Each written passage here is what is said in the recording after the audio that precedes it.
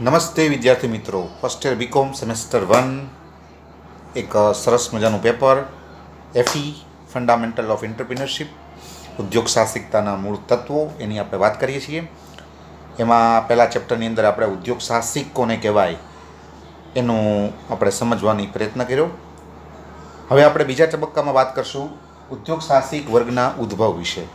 History of development of the entrepreneurs in the India. ભારતની અંદર ઉદ્યોગ સાહસિક વર્ગ છે એનો વિકાસ કઈ રીતે થયો એનું આખી હિસ્ટ્રી આપણે જોશું. તો એના સંદર્ભમાં આપણો આજનો જે ટોપિક છે અને આપણો જે પહેલો પ્રશ્ન છે એ પ્રશ્ન પણ બહુ કોમન પ્રશ્ન છે. ફોર એક્ઝામ્પલ, ભારતમાં ઉદ્યોગ સાહસિક વર્ગના વિકાસ के इतिहास पर संपूर्ण नोंध लखो. जो आखो एक बहु आम विस्तृत प्रश्न है. एमां मुख्यत्वे आज़ादी पहला ने आज़ादी पछीनी आखी बात है, पण आपणे एने जूना जमाना એટલે પ્રાચીન કાળથી શરૂ કરીને આપણને આઝાદી મળી ત્યાં સુધીનો જે સમયગાળો છે એ સમયગાળામાં ઉદ્યોગ ક્ષેત્રે ભારત કેવું હતું અને ભારતની અંદર ઉદ્યોગ સાહસિકનો જે વર્ગ છે એનો વિકાસ કઈ રીતે થયો એને આપણે સમજવાનો પ્રયત્ન કરશું. તો આપણું second chapter, second unit, that is A development or history of entrepreneurship or entrepreneurs. અને એમાં પહેલો ક્વેશ્ચન જે પરીક્ષામાં મોટાભાગે પૂછાય છે, જો કે આખો પ્રશ્ન આવો પૂછાવાની શક્યતા ઓછી હોય છે, એનો કોઈ પાર્ટ પૂછતા હોય છે, પણ આ પ્રશ્ન છે પૂછાય છે એમાંથી. ભારતમાં ઉદ્યોગ સાહસિક વર્ગના વિકાસ અથવા ઇતિહાસ પર સંપૂર્ણ નોંધ લખો. એમાં આપણે સંપૂર્ણ બાબતો છે એની ચર્ચા કરશું. ઓકે, તો આપણે પહેલાં એક ચાર્ટ લઈએ અને એ ચાર્ટને આધારે આપણે સમજવાનો પ્રયત્ન કરીએ.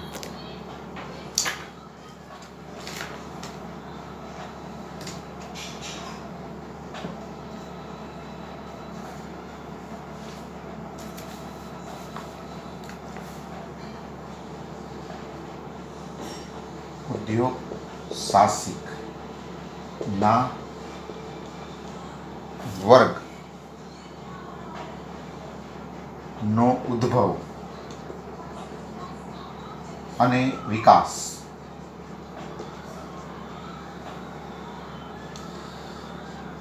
એના મુખ્ય 4 તબક્કા છે.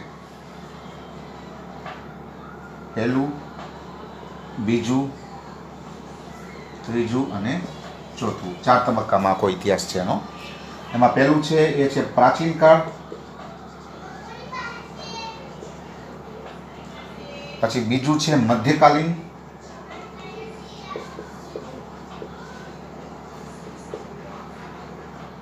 પછી છે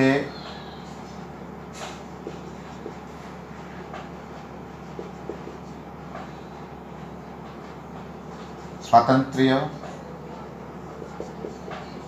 પ્રાપ્તિ પૂર્વે નો સમયગાળો. અને પરીક્ષામાં જે વધારે પૂછાય છે, આયોજન કાળ દરમિયાન નો સમયગાળો અથવા સ્વાતંત્ર્ય પછી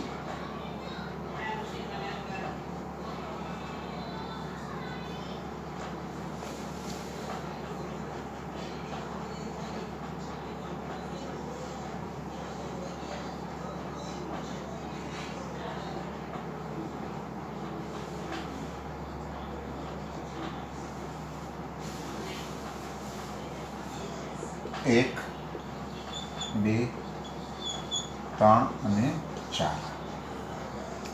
જો પ્રાચીન સમય એટલે આપણો ઇતિહાસ, પછીનો જે સમયગાળો એ મધ્યકાલીન યુગ. પછીના 2 ભાગ પડે છે. આપણને સ્વતંત્રતા મળી એ પહેલાંનો સમયગાળો એટલે કે અંગ્રેજોના શાસનનો સમયગાળો, અને પછી સ્વાતંત્ર્ય પછી જેને આયોજન કાળ કહેવાય છે, આયોજન કાળ એટલે આપણને જે સ્વતંત્રતા મળી સ્વતંત્રતા એની પછીનો સમયગાળો છે એને આયોજન કાળનો સમયગાળો કહેવાય છે, કારણ કે એમાં જે સરકાર હતી એણે આપણા વિકાસ માટે જે આયોજનો કર્યા એટલે દેટ ઇઝ વાય એને આયોજન કાળ કહેવામાં આવે છે. પણ ઇન શોર્ટ તમારે યાદ રાખવું તો રાખી શકો કે સ્વતંત્રતા મેળવ્યા પછીનો સમયગાળો. તો આ બે છે એ બે ને તમે આ રીતે કમ્બાઈન કરી શકો. આપણને સ્વતંત્રતા મળી એ પહેલાંનો સમયગાળો અને આપણને સ્વતંત્રતા મળી એ પછીનો સમયગાળો, બરાબર છે. તો એ બે છે અને આ બે છે એ પ્રાચીન કાળ છે. હવે આપણે આખી હિસ્ટ્રી છે એને જોવાની છે કે કઈ રીતે ઉદ્યોગ સાહસિકના વર્ગનો ઉદ્ભવ અને વિકાસ થયો, બરાબર છે. હવે આપણે સૌથી પહેલાં જો વાત કરીએ તો એકોર્ડિંગ ટુ ધ હિસ્ટ્રી, આ મારો પોતાનો અભિપ્રાય નથી, બરાબર છે, it is not my personal opinion, પણ આ જે અભિપ્રાય છે એ અભિપ્રાય ઇતિહાસનો અભિપ્રાય છે કે આપણો જે ભારત છે એ ભારત સમગ્ર વિશ્વની અંદર જેને કહી શકાય કે એક જેને કહેવાય કે એકદમ વિકસિત કહી શકાય એવો એ દેશ હતો. જૂનું જે ભારત વર્ષ છે આ એની વાત છે, બરાબર. જ્યારે હજી આ અંગ્રેજો આપણા ત્યાં નહોતા આવ્યા, હજી મુગલો કે પછી એવા કોઈ બાહ્ય જેને કહી શકાય કે જે કંઈ પ્રજાતિઓ છે આપણે ત્યાં હજી નહોતી આવી, તો એવો જે સમયગાળો છે એ સમયગાળાને કહેવામાં આવે છે પ્રાચીન કાળ. તો એ પ્રાચીન કાળ છે એ એની માટે એમ કહેવાય છે કે ભારત છે એમાં ઘી દૂધની નદીઓ વહેતી અને જેને કહેવાય કે સોના ચાંદીઓ છે તો કે એના ભંડારો છે એ જોવા મળતા. તો એટલો બધો સમૃદ્ધ રાષ્ટ્ર હતું ને આખા સમગ્ર વિશ્વની અંદર ભારત છે એ એક અગ્રેસર કહી શકાય, વિકસિત કહી શકાય અને ખૂબ જ ડેવલપ કહી શકાય એવો એક આખું રાષ્ટ્ર હતું. જેમ આજે આપણે અમેરિકાને કહીએ છીએ, બરાબર છે. અમેરિકા છે એ જેને કહેવાય ને કે આખા વિશ્વની અંદર અત્યારે મહાસત્તા છે, એમ એ વખતે ભારત છે મહાસત્તા હતું ને ભારતની જે કાંઈ વસ્તુઓ છે એ ભારતની વસ્તુઓની બજારમાં એટલી બધી ડિમાન્ડ હતી કે સમગ્ર વિશ્વ ભારત સાથે વેપાર કરવા માટે આતુર હતું, બરાબર છે. ફોર એક્ઝામ્પલ જોવા જઈએ તો ઢાકા છે, બરાબર. ઢાકા અત્યારે બાંગ્લાદેશમાં છે પણ એ વખતે ભારતની અંદર હતું. તો ઢાકાનું જે મલમલ છે એની તો એવી વિશ્વમાં માંગ હતી કે ખાસ કરીને યુરોપના લોકો તો એની માટે મરવા પણ તૈયાર હતા એવું કહેવાતું, બરાબર છે. પછી તમે જોવા જાઓ તો આપણું ગુજરાત છે, તો ગુજરાતની અંદર તમે કહી શકો કે આપણું કાપડ જે છે, બરાબર, એ કાપડની પણ વિદેશના બજારમાં બહુ ડિમાન્ડ હતી. પછી કાશ્મીર છે તો કાશ્મીરના ગરમ કપડાઓ, ગરમ શાલ છે તો એની વિદેશના બજારમાં અથવા વિશ્વની અંદર ખૂબ જ મોટી માર્કેટ હતી, બરાબર છે. પછી હૈદરાબાદ છે, બનારસ છે, તો આ બધા એવા સિટી છે કે એના તાંબા અને પિત્તળના જે વાસણો છે એની વિદેશના બજારમાં ખૂબ જ માંગ રહેતી, બરાબર છે. તો રાજસ્થાન ફોર એક્ઝામ્પલ છે, તો રાજસ્થાન છે એની કલાકૃતિઓ છે તો એની પણ વિદેશોમાં બજારમાં ખૂબ જ માંગ રહેતી. તો આપણા વિશ્વની અંદર તમે જો જોવા જાઓ તો ભારત છે મહાસત્તા હતું અને એમ કહેવાય છે કે જે કાંઈ નવા દેશો શોધાણા, બરાબર, એના શોધકો ખરેખર તો ભારત આવવા નીકળેલા હતા. વાસ્કો ડી ગામા છે તો વાસ્કો ડી ગામા છે ફોર એક્ઝામ્પલ, તો એ ભારત આવવા માટે જ નીકળેલો હતો. કોલંબસ છે જેને અમેરિકાની શોધ કરી, બરાબર છે, તો કોલંબસ છે એ ખરેખર તો ભારત આવવા માટે નીકળ્યો હતો, ભારત આવવું હતું ને ભારત સાથેને વેપાર કરવો હતો, પણ એ બાય ચાન્સ છે એને કંઈ નવી જગ્યા મળી ગઈ અને એનાથી આજ તમે જોઈ શકો નવો દેશ છે આખો બન્યો. તો અત્યારના જે વિકસિત દેશો છે તો એનું તો એ સમયે કોઈ અસ્તિત્વ પણ નહોતું અને આપણે એ સમયે મહાસત્તા હતા, બરાબર છે. તમને મેં પહેલાં પણ યાદ કરેલું હતું, યાદ હોય તો, કે આપણે ત્યાં કાળા મરીઓ ઉગે છે. ખાસ કરીને સાઉથ જે આપણો પ્રદેશ છે એમાં કાળા મરીની ખેતી થાય છે. તો કાળા મરીની વિદેશના બજારમાં, વિદેશોમાં, સમગ્ર વિશ્વમાં એટલી બધી ડિમાન્ડ હતી કે એની માટે એ લોકો ગમે તે આપવા તૈયાર હતા. અને એનું કારણ એ હતું કે એ લોકો મોટાભાગે જે વિદેશની પ્રજાઓ છે બધી મોટાભાગે નોન વેજીટેરિયન છે, એટલે એ લોકો માંસને ખાનારી છે. તો માંસને લાંબા સમય સુધી જો ટકાવવું હોય તો કાળા મરી છે એ બહુ એની માટે અક્ષર કહી શકાય એવું એક તત્વ છે. તો એની બહુ ડિમાન્ડ હતી માંસને પ્રિઝર્વ કરવા માટે. તો એ લોકો ભારતના વેપારીઓને એમ કહેતા કે ભાઈ તમે માગો અમે આપીએ તમને, પણ અમે તમને કાળા મરી આપો, બરાબર છે, બ્લેક પીપર જેને આપણે કહીએ છીએ. તો વિદેશનું જે આખું બજાર હતું એ બજાર આખું ભારત ઓરિએન્ટેડ હતું, બરાબર છે. અને ભારત સાથે વેપાર કરવા માટે બધા દેશો તૈયાર હતા. તમે જોઈ શકો કે આપણા જે મરી મસાલાઓ ખાસ કરીને છે, આપણા તેજાનાઓ છે, એ બધી એવી વસ્તુ હતી કે એની માટે વિદેશના લોકો અથવા વિદેશના જે કાંઈ કહી શકાય એવા બજારો છે એ મોં માગ્યા દામ આપવા માટે તૈયાર હતા. તો પ્રાચીન કાળની અંદર આપણે મહાસત્તા હતા, આપણે ઉદ્યોગની અંદર ખૂબ જ આગળ પડતા હતા, તમે એમ પણ કહી શકો, બરાબર છે. તો આ છે આપણો પ્રાચીન કાળ, આપણી ખૂબ જ સારામાં સારું અથવા આપણો કહેવાય ને કે ભવ્ય ભૂતકાળ કે જેની અંદર આપણે સમગ્ર વિશ્વ ઉપર આપણે આપણી પકડ ધરાવતા હતા અને આપણને બધા સાચવતા હતા, આપણી સાથે બધા સારા સંબંધો રાખવાનો પ્રયત્ન કરતા હતા, કારણ કે આપણે ત્યાં જે વસ્તુઓ છે એ વસ્તુઓ એ લોકો પાસે અવેલેબલ નહોતી. બરાબર છે. મેં હમણાં કીધું કે કાળી મરી આપણે જ થાય. વિદેશોમાં કાળી મરીની કોઈ ખેતી કરવાનો કોઈ કન્સેપ્ટ નહોતો અથવા ત્યાં ખેતી કરવી એ સંભવ નહોતી. તો આપણી પાસેથી આવી બધી વસ્તુ લેવા માટે લોકો હંમેશા તત્પર રહેતા અને આપણે એ સાથે સારા સંબંધોથી ડેવલપ કરતા. તો પ્રાચીન કાળ જે છે એ પ્રાચીન કાળ એ આપણો ભવ્ય છે, ભવ્ય કહી શકાય એવી આપણી હિસ્ટ્રી અથવા ભવ્ય ભૂતકાળ છે આપણો. બરાબર છે. તો હવે આપણી સમૃદ્ધિને જોઈ અને પછી ધીમે ધીમે નવી નવી પ્રજાતિઓ આપણે ત્યાં આવવા મળી. બરાબર છે.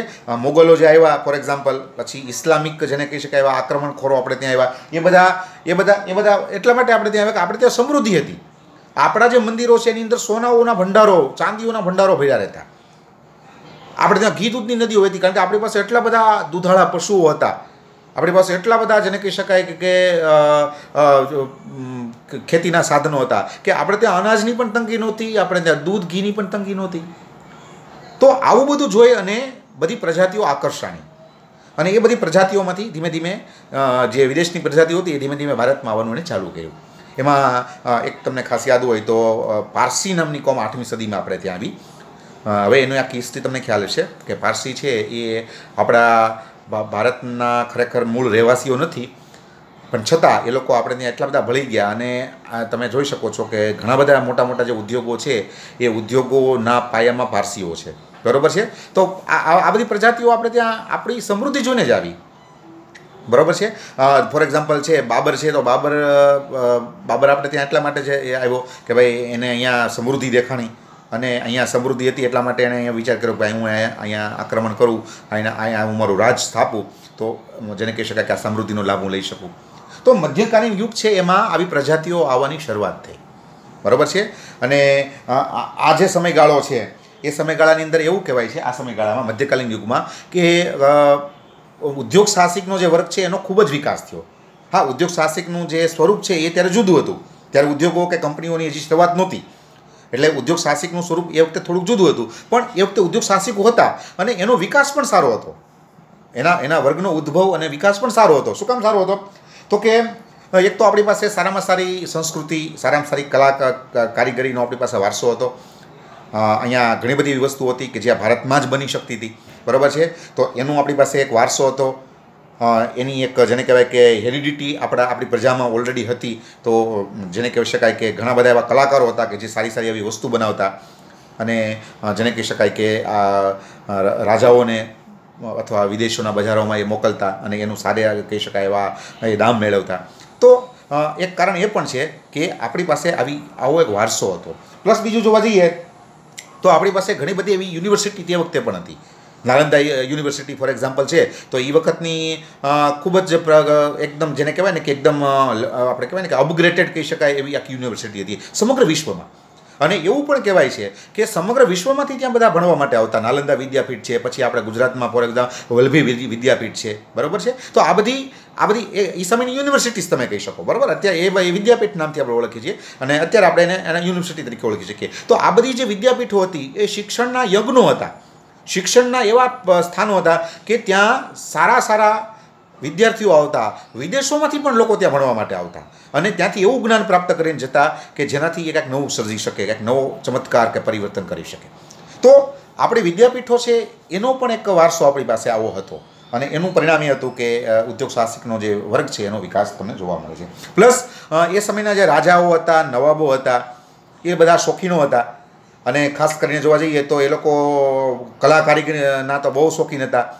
તો એ લોકો કલાકારોને પ્રોત્સાહન આપતા અને અમુક એવા તો રાજાઓ હતા અને અમુક તો એવા પણ નવાબો હતા કે જે આવા કલાકારોને, બરાબર, આવા કલાકારોને એ રાજ્યનો આશ્રય આપતા, એને સંપૂર્ણ સુવિધાઓ આપતા, એને સંપૂર્ણ પ્રકારનું વાતાવરણ આપતા, એને પૂરેપૂરું રીતે એ લોકો નિભાવવાનો પ્રયત્ન કરતા. તો આપણા જે રાજાઓ હતા, શાસકો હતા, એ શોખીન હતા.